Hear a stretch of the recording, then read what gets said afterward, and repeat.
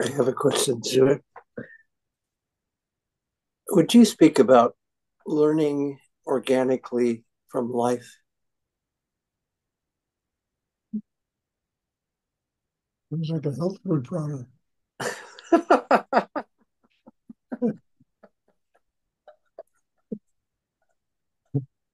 Look, what you either learn by embracing and listening and learning and really opening to what life has to teach you, or you learn uh, some seriously difficult lessons by trying to teach life.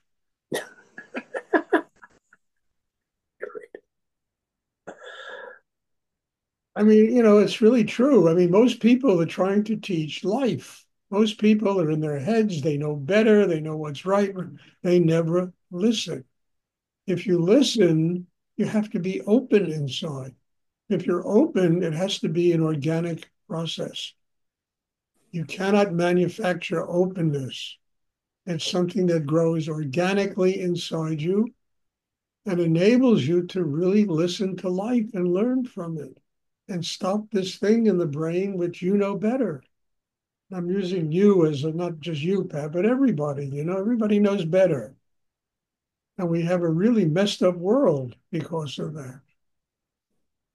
People know better instead of life's been around here a long time. It's got to know something.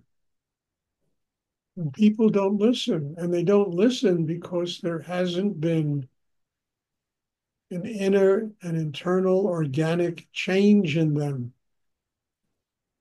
step by step growing to the point where they're capable of listening.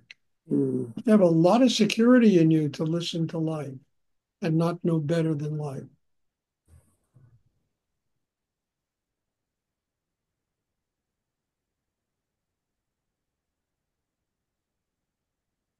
So, I mean, that, I don't know. What else can I say? I mean, I mean, it's the difference between functioning egocentrically, where you are the center of the universe and you can teach everybody how to function and how to live, and all you do is make a mess out of it, or having some humility inside.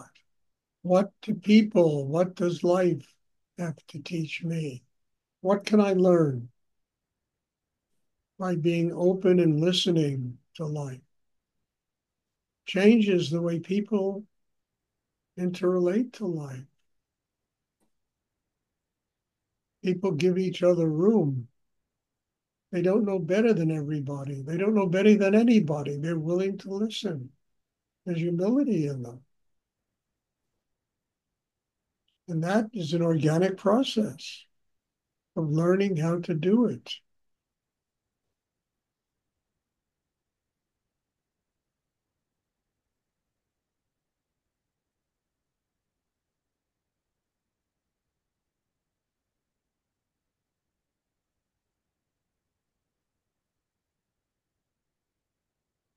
I mean, we go to the supermarket and all we do is look for organic food, food without all of the chemicals and all that stuff they put in food to, basically kill people.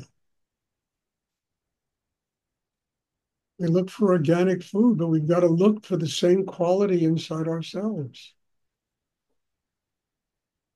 We don't find it inside ourselves, then, we literally, with our minds, our emotions, we corrupt life. We corrupt it.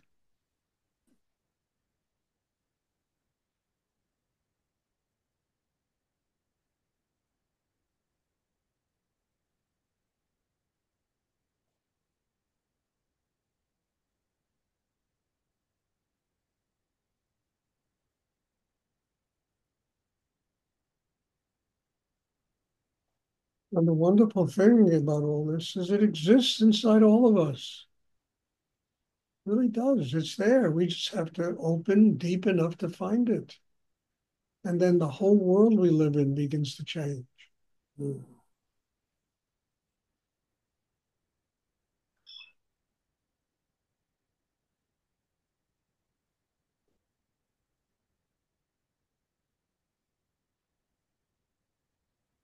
Does anyone else have a question? Thank you, Stuart. You're welcome, Ty.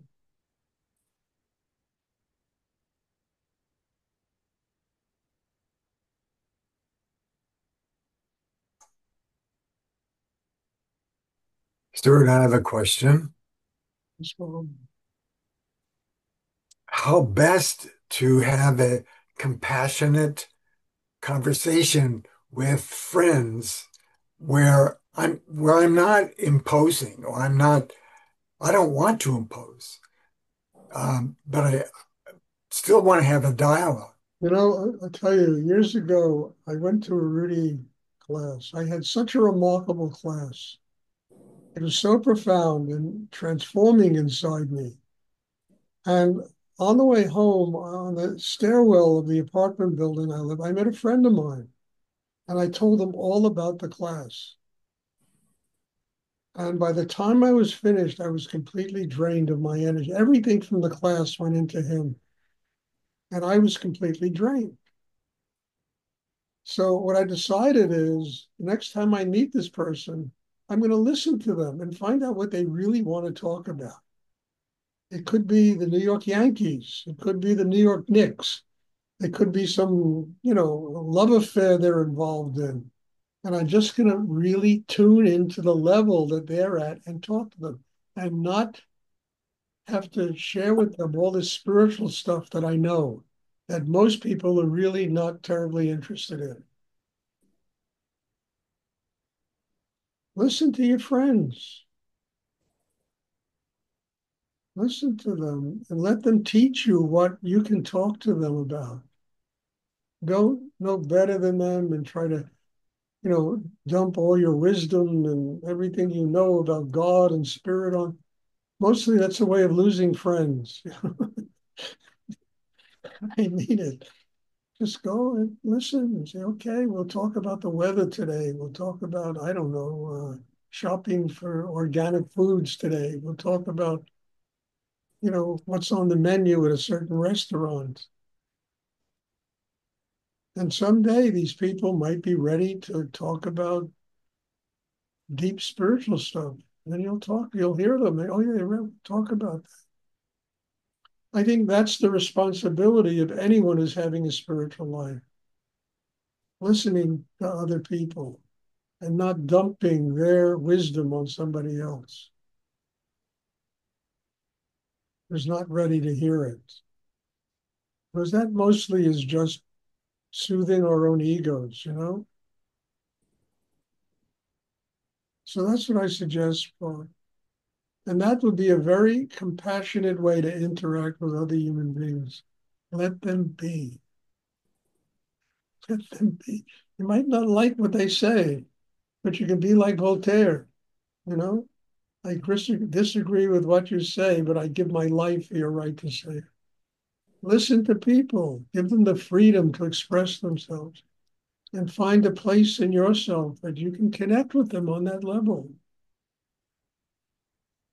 So the conversation doesn't become intimidating to other people. And anything can be juicy, anything, really. Just depends on us. You understand? Depends on us. Doesn't even depend on the subject. Depends on how open we are and how juicy we are in ourselves. Like we make the most mundane things into something interesting and juicy.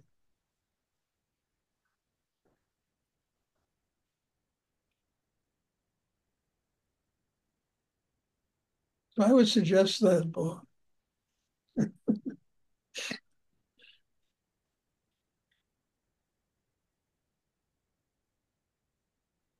Not only Bob, all of us. We're so ready to impress everybody with how smart we are, and people don't give a shit. They want to talk about the weather. They want to talk about sports. They want to talk about, they had an ache in their foot 2 days ago. And, who knows what they want to talk about?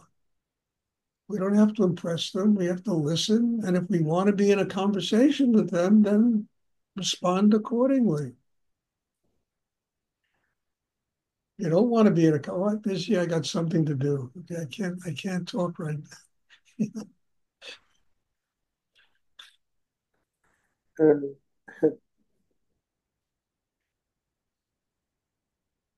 Does anyone else have a question?